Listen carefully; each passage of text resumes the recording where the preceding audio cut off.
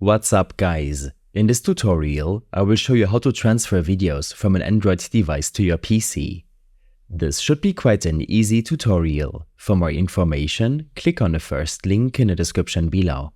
The easiest way to send video files from your Android device to your PC is by using an USB cable. Connect your device to the PC using its cable and unlock your phone. You might have to set it to file transfer mode, depending on which device you are using. On your PC, open up your File Explorer. You can do this by clicking on the folder icon in your taskbar, or by using the Windows key and E shortcut on your keyboard.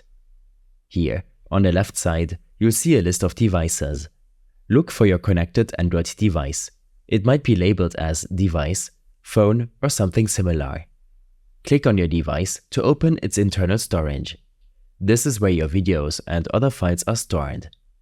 Now, find the DCIM folder. This is usually where your camera and video files are located. Inside the DCIM folder, browse through until you find the videos you want to transfer. Click on one video to select it. To select multiple videos, hold down the Control key while clicking each video. With your video selected, right-click one of them and choose Copy from the menu that pops up.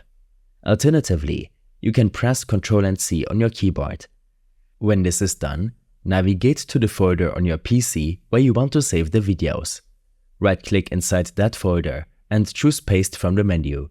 You can also press Ctrl and V to paste the videos. Your videos will start copying from your Android device to your PC.